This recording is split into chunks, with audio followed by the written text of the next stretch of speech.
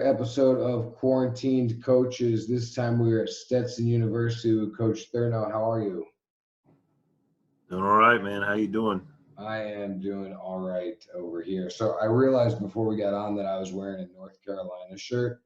That was by accident, but you did tell me that it was okay because you were the biggest North Carolina fan growing up. Yeah, a long time. Are you from North Carolina? No, I'm originally from Texas, but my grandparents lived there, and so I would go visit my grandparents in the summers, and they lived right there in the Raleigh-Durham area. And I'll be honest with you, the blue court got me, and I've been a fan ever since. We were going to jump in a little bit to showcase camps, identifying players, evaluating players, because when you and I have talked in the past, you have an interesting perspective on it where you find a lot of value, at least from what I understand, in the showcase setting, where a lot of coaches I talk to, they see the value, there is value there, but they're all about like, I can't know anything unless I watch him play a million times. And you talk about like, obviously seeing him play is important, but you do get a lot of value out of the showcase setting. So can you explain that to me? Because that is a new angle. Yeah. So, and again, I don't pretend to know everything or whatever, but when you talk about, recruiting kids that are 14, 15, 16 years old, you're doing it off projection anyway. Because they're not going to be what they are at 14 when they arrive on campus, should you commit them and sign them and all those things. So for me, I like to see the skill set to bring me back. And I understand the perspective of seeing them play, but and that is important. I agree, but I think oftentimes, I think a lot of people would agree, if you haven't seen the tangible skills to work out ahead of time, which happens in recruiting without a doubt. You go to see one player, you see another. That they can show really well and give you a little bit of misrepresentation of what they are. They can show really, really bad, and maybe you're not as in as you were. Whereas if you've seen the skill set and then you go see that translate in the game, that's an angle I like ideally, and maybe that's just me. But like we spoke about with, travel ball is just about showcasing anyway. To me, a piece of it's the same thing. That's where I kind of was interested in your take on it, because a lot of times they do go to these events, players go to these events and all they're trying to do is register the best, velocity, exit velocity or infield velocity or whatever. It's totally not the arm slot that they use or not the swing that they use. So, kind of how can you, what are you looking at? Like, how do you know if what you're seeing in a showcase is the real thing or if it's kind of a showcase version of a player? Yeah, again, I think we all do it off of projection in most cases anyway.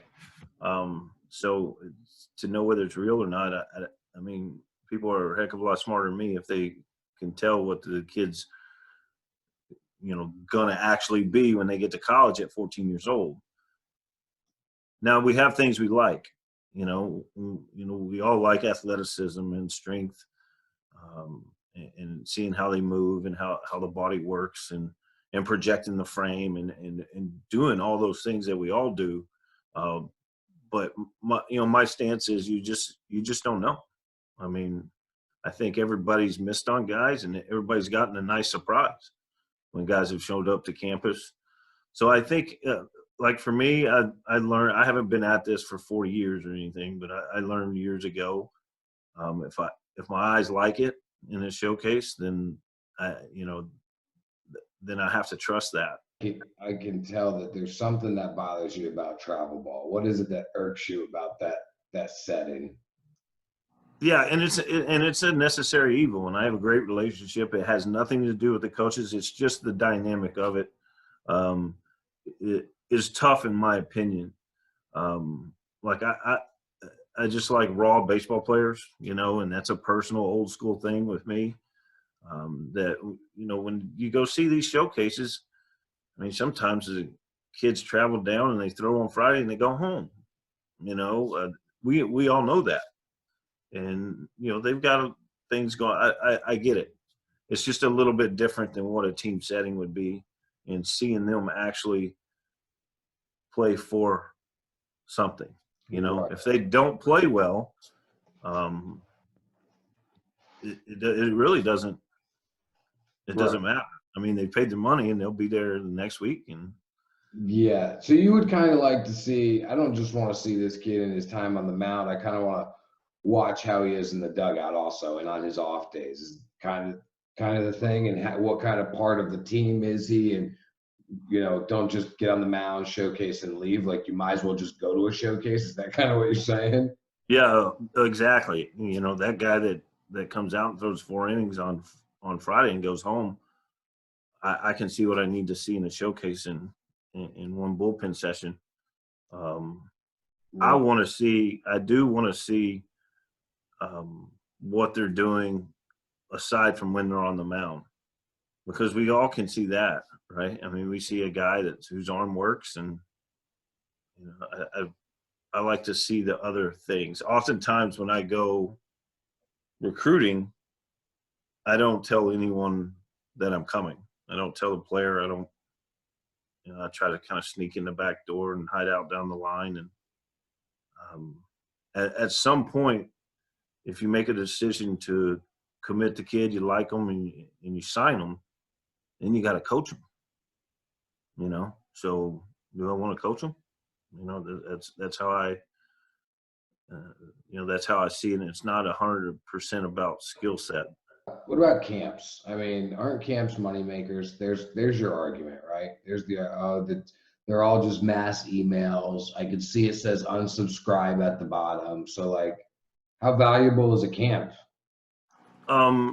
That's a fine line. Being honest with you, and my opinion may not be popular. They're necessary. You can find a sneaky surprise in them, and all those things. Oftentimes, our work, I should say ours, because I can't speak for every coach, is done through their coaches, and we know who the guys are ahead of time through their travel ball coaches and high school coaches and things like that. But we all know there's no third page assistant in Division I baseball. So, what do? Your volunteers have to, live on some sort of money. They've got to have these camps and showcases for that matter. They've got to be able to do those things to make money and stay in the game. There's a lot of great coaches that came up and that was the only way they would make money. So.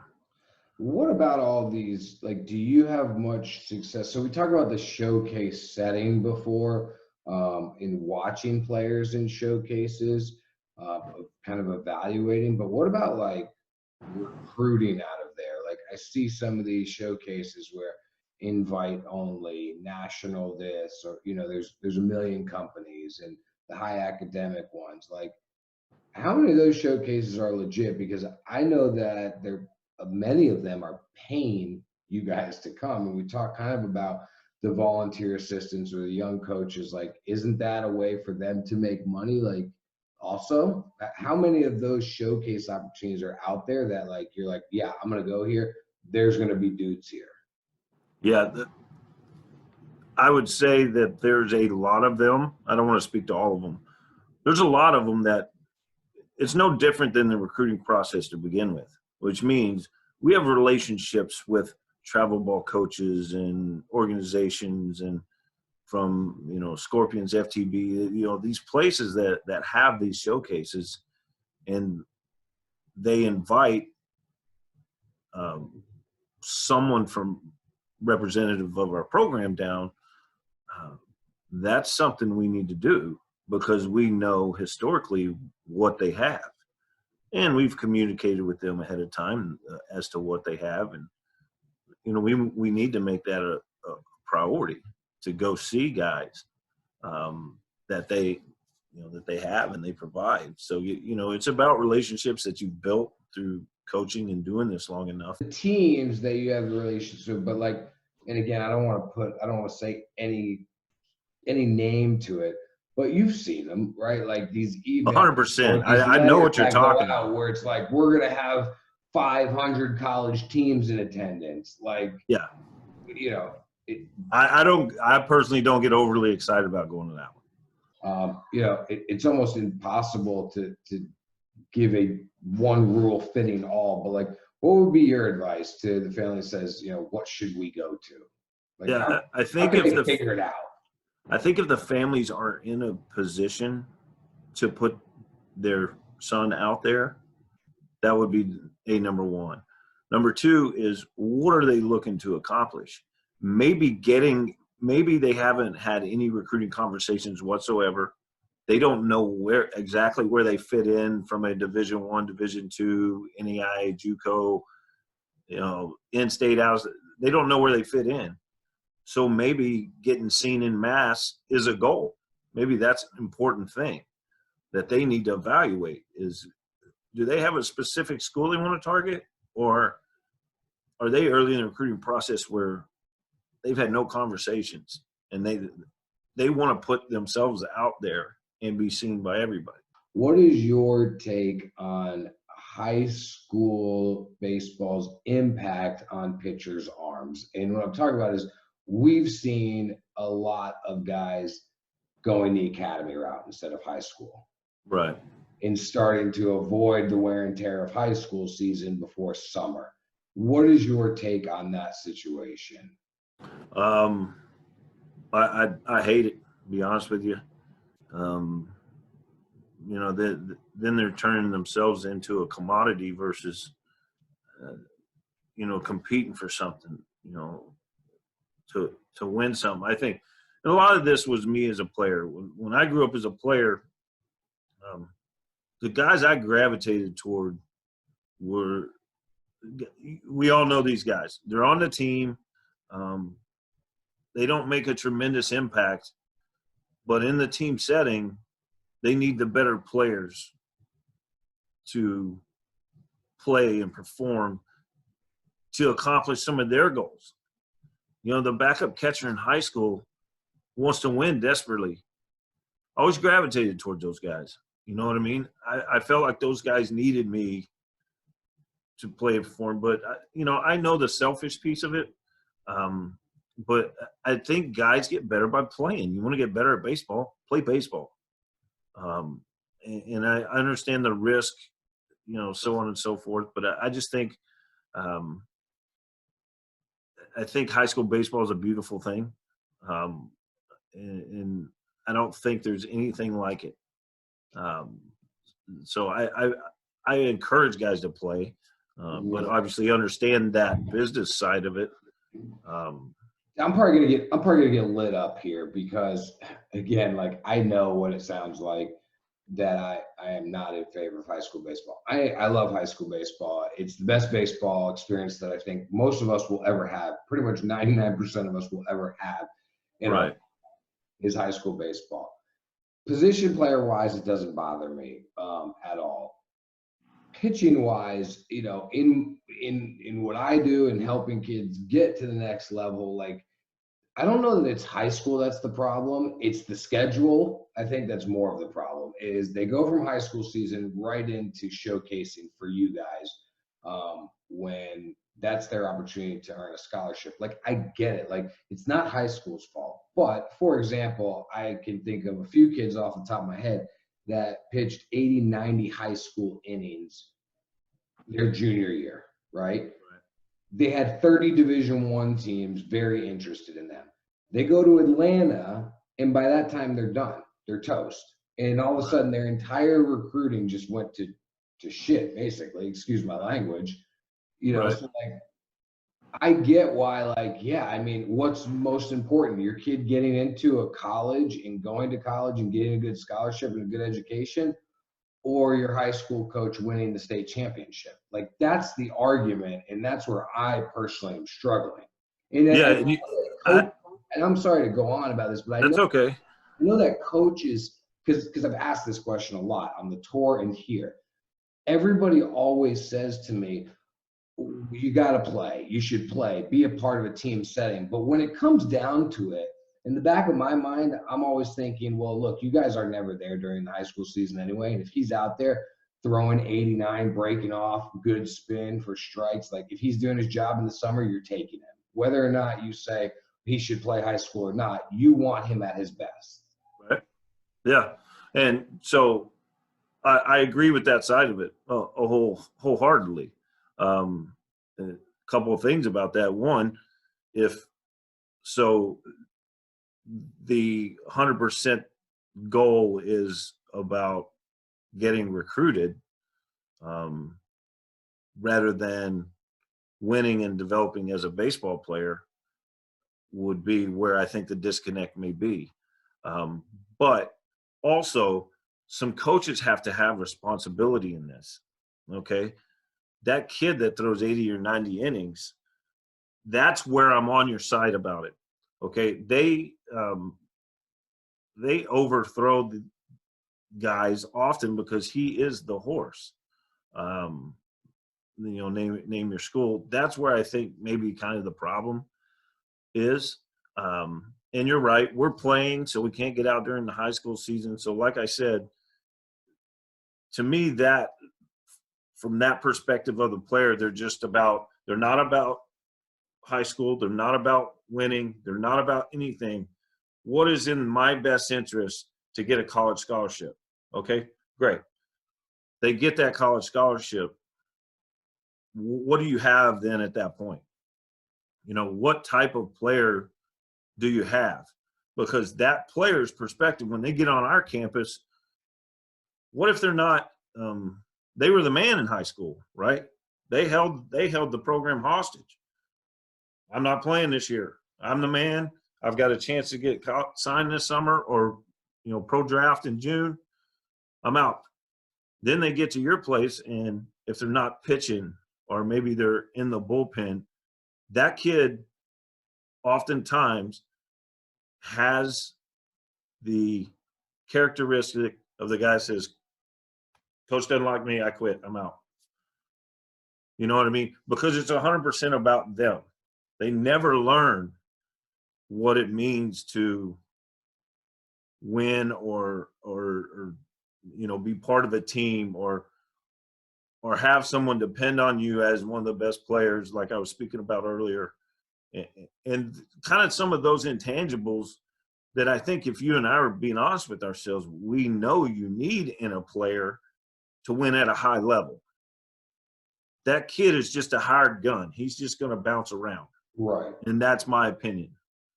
Okay, but so now I'm going to look more at like the kid's mentality has nothing to do with being a hired gun or the kid's mentality is, how do I get as good as I can as fast as I can?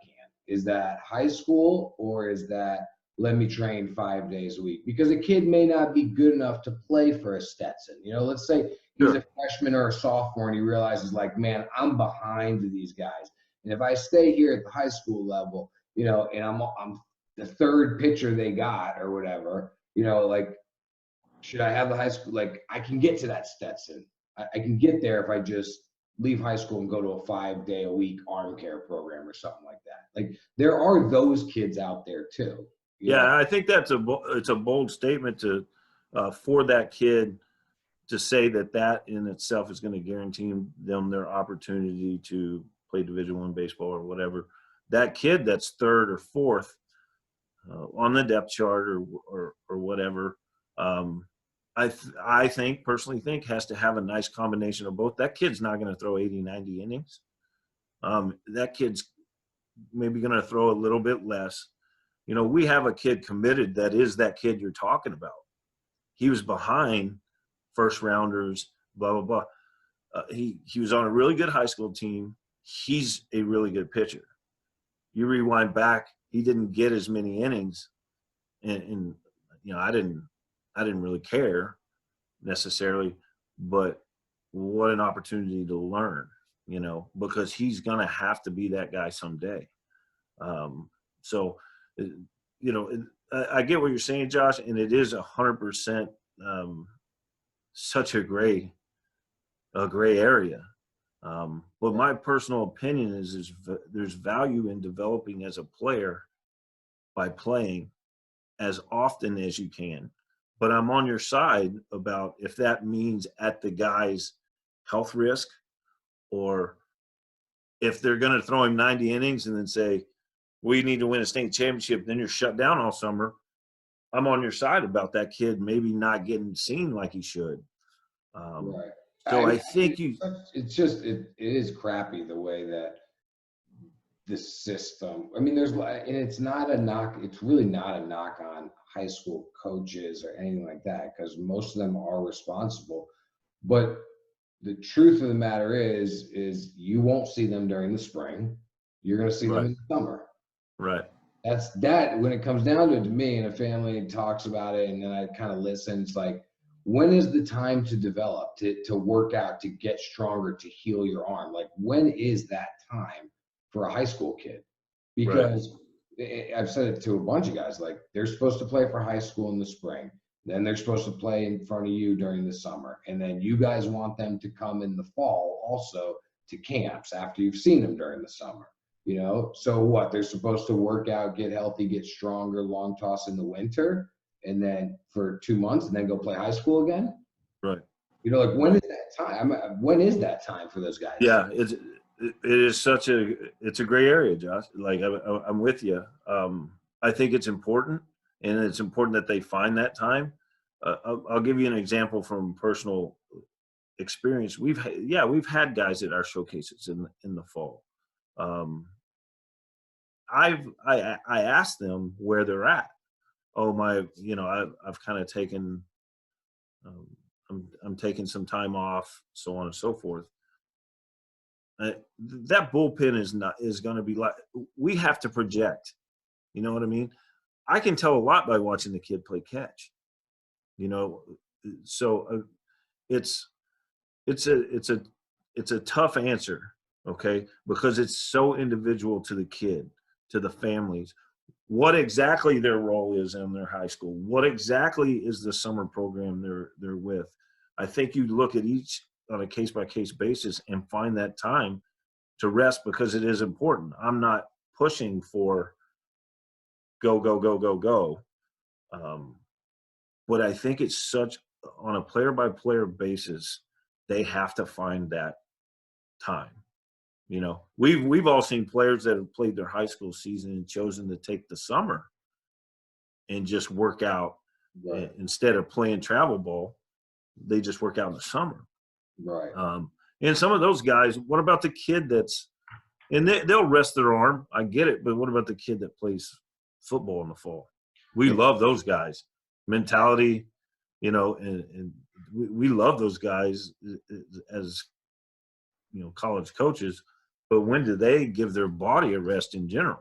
Yeah, I think you make a great point there. Like, you can change your schedule from year to year. Like, if you're not at a point where you're going to get recruited just yet, then maybe you don't need to play summer ball. Like, use that as your time, Agree 100%.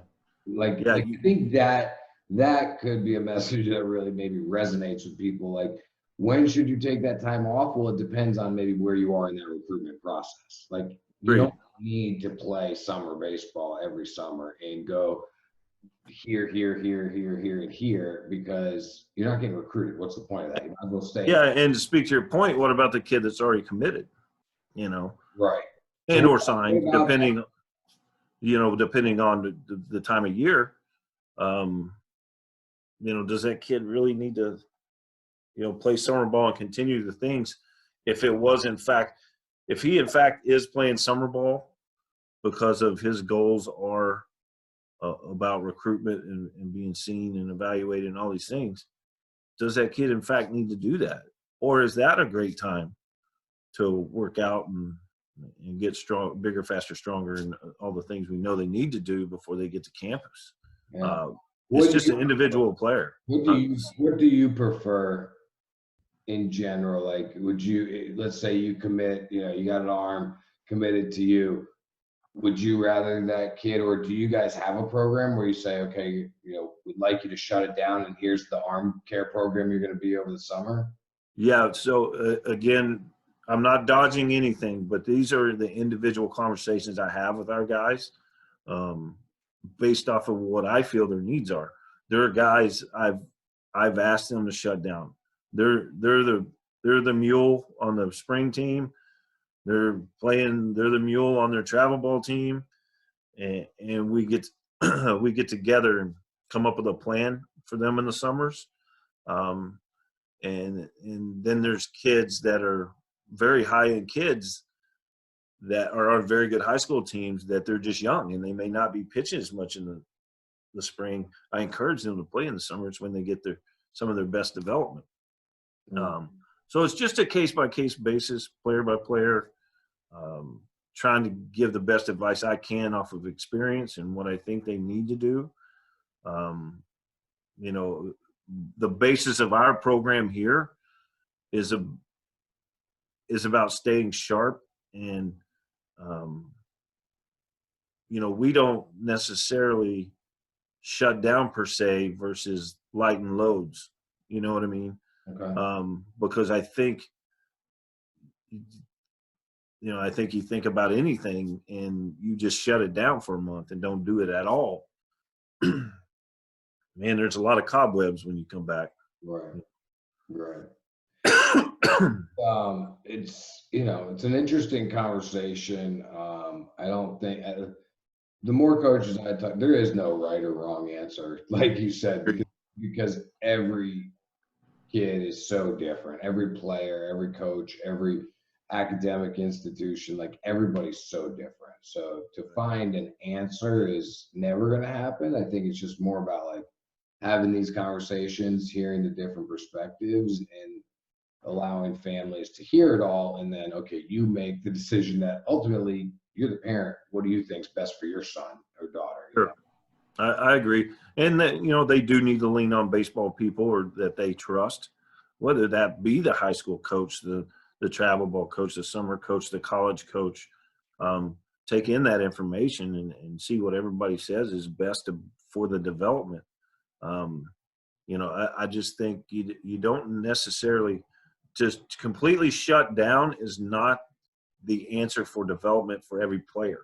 I don't believe that. So you just, it's a conversation, a continual conversation that parents need to have with people they trust with the baseball perspective, not just, the parent perspective. It's weird because we talk about people they trust, and I think in a lot of people, a lot of families are in a place where they don't have that person yet. Right. That's the problem for them, right? Yeah. They don't know who to trust, because do I trust this guy who's trying to make me pay for his travel program? Do I trust this guy who's trying to make me pay for his lessons? You know what I mean? Like, who do I trust? Because everybody's got a little something in the game and is getting a paycheck from me. Which one am I supposed to trust? It's weird. Let me ask you this, just to get on a lighthearted subject before we leave. Old school, new school. I know you were talking a little bit about how you're an old school guy in terms of how you like to do some things. So I've been told anyway. Okay, so everything's about this whole new school analytics, and we need to make the old dogs learn new tricks, right? That's what it seems like I'm hearing a lot of.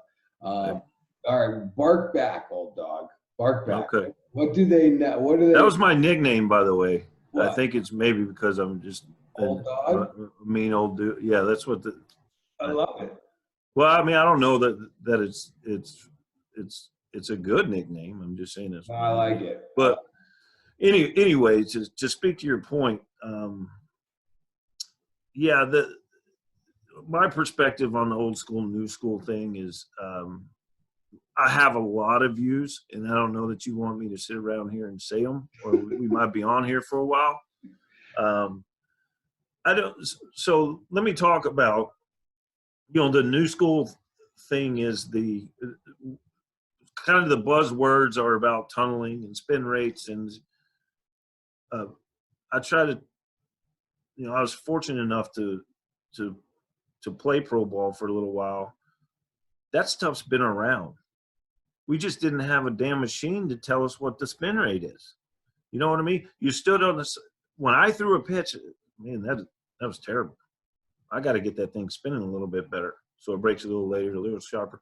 All the things we all know, and the tunneling and these things were all used in the old school. We just didn't have somebody that, and I think it's a great value as an asset in development, not the end all be all. I'm not, trying to go against that in itself, but now we've got really smart people that have machines and things that can say, you see how that curveball spun? Look at my computer and see what it spun. Well, hell, I can tell you it spun well. I mean, I don't need your computer, but it sure does, make me look good to assign a value to it. And I know it's important. I do know it's important. So how have you seen the technology hurt development? Because everybody's always looking at how much it helps development. Right. In your eyes, do you think it's hurt? I don't want to say hurt development or slowed development. I mean, obviously we could see the things that are good, but even something as simple as like, it makes it tougher to teach kids because they're overanalyzing. Like, I don't know, Yeah. How has it made teaching more difficult for you? I think it's significantly hurt command. That's my personal Okay, belief. you're gonna have to explain that. So technology has hurt command, teaching command? Yes, I believe that. Okay, Okay, explain. some of the technology that we talk about, is we use technology for velocity development and pitch shaping and things like that. I think it has hurt the execution phase. We're so worried about what a pitch actually does or what its velo is or what its spin rate is that sometimes, and I feel this, that it has sacrificed the pitchability piece with a lot of guys. That's not 100% across the board because Trevor Bauer can do it all. He has command. He is, a mad scientist in that area, and it works for him. He was a Stetson guy, right? Trevor Bauer? No, he went to UCLA. Who am I thinking of? Was Probably it DeGrom. DeGrom, yeah. Sorry. Sale was FGCU, right? Sale was FGCU, yeah. Sorry, that's my ADD kicking. That's all right. Keep going. So how it's affecting the command? Yeah, I mean, I think those guys are great examples, both guys, of guys that really they probably have a little bit more in the competitive arena, the attacking arena versus worried about the technology piece, as to what the spin rate is and things, Right. those sort of things. I just found a decrease in command with the attack on velocity, and I understand the importance of that. I mean, we're all guilty. We go to the game, we throw up the gun, and that matters to us a lot. But sometimes the deliveries get violent. Anyway, I think it just kind of trickles downhill that I think it has had an impact on overall command and the importance of it at a young age. So when I get guys to our program, it is something we talk about ad nauseum, and our bullpen plans and the things we do are all based off of that to try to instill that piece and the importance of that piece, as well as using technology or whatever resources we have, because not every program is going to have the same resources to develop the pitcher. you know. What do there, a lot of the new aged guys are saying, well, we have to teach the older generation of coaches this, right? Yeah. What is it that this newer or younger generation needs to be taught about that? Yeah. Right. Yeah, and I'll probably get blown up here too. But at the end of the day, you got to answer the bell. Okay. What I mean by that is, it is it matters, and there are factors of. I could spend countless hours on a machine and pitch shaping and tunneling and developing. And again, I think that all that stuff's been around for a long time. We just didn't have the measurables, and I think it's great we do now. Um, But at the end of the day, I've got to stand out on a mound, or we have to stand out on a mound, and a hitter's got to stand in the box, and may the best man win. You know what I mean? That's where I get accused of the old school mentality. I don't think that's going to change. I don't think it is. You know, I think the game will eat up guys that don't have that competitive piece. You know, if you're in the box worried about launch angle, swing plane, just name your things that go through a hitter's head, and the same on the mound. At some point, the game's going to chew you up, spit you out. I believe that. Now, when you work on those things on the side and in your practice, and then you hand the ball to that guy, and we all know who that guy is. That is the Max Scherzers of the world and the Verlanders that, they want to compete. They're not worried about spin rates or these things when they're out there. That piece, I think, the new school doesn't attack teaching guys how to compete. And at the end of the day, they're going to have to answer that bill and do that. And it's something I take very, very seriously, and I talk about it on a daily basis. We compete often. And how do you teach your guys to compete? Well, everything's a competition against yourself, against others, our conditioning, everything. And this may be good or bad or ugly, but I'm honest with them. And if they ain't cutting it, I let them know. If they're soft, I let them know. And it's all for the greater good of them and their careers, to make them want to stand out on a mound or stand in a box and win that individual battle to win the game. You know what I mean? And finding that importance of just grinding, and winning the game. Is there a medium for old school, new school to get along, and not it be there's one way or the other way? Like, here's how we mix the two. Like, how do you mix them, or are we just oil and water at this point? No, I think there's absolutely a medium. Where it has to start is my system's my system. I don't coach at any other school. So I don't have to, if I don't believe in certain things, I don't have to, but I'm not non-receptive to them. You know what I mean? That's where I think the difference is. I want to learn about it. I don't want you to teach me like that, like my systems are wrong now. Right. That's there's a big difference in wanting to learn and you teaching me. It means that my way is different. It's all about perspective. They need to be, I think it's a great compliment. Okay. The way the game is going right now with the technology and all that stuff, I think are great complementary teaching tools. I do.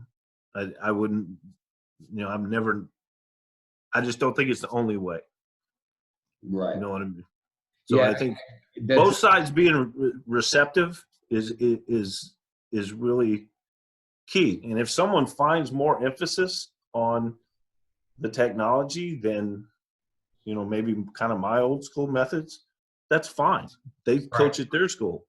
No, that's interesting. I'm kind of, you put this imagery in my head we were talking about old dog or something. And I never really thought of it like this, but as you're talking, it is kind of like this new school is got the leash on the old dog and is just trying to drag him across the line, Right. as opposed to like, you know, this is the right way, come this way. Your way, like you said, like your ways are outdated. 100%. It's wrong now. Yeah. You know, where is the, hey, everybody drop your cell phones in the basket, walk into this conference room over here where we have a chalkboard and sit down and let me, you know, why don't you try to learn what I do too? Yeah. Exactly. You hit the nail on the head for me in my perspective. You know, and kind of the new school guys are trying to shove the old school guys out of the game. Why wouldn't they? You Right. know, if we can defunct everything they do, then we look really smart. And I don't believe that. I don't believe that there's one way. And you know, I'm not. I didn't play in the 1972 World Series, so I'm not talking about being And what was it? old 62? school. What's that? 62? Yeah. I wouldn't have been able to turn this computer on if that was the case. But anyway, I think it's a great mix. Why can't we evolve the game together? You know what I mean? There's nobody in any industry that's not going to draw off their own personal experiences and beliefs.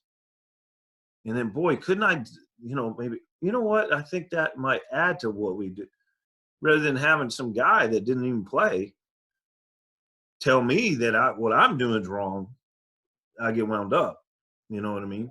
I'm not saying you had to play, Right. but having somebody that didn't play, that's where guy telling me that I don't, because I don't provide our guys with their spin rates all the time.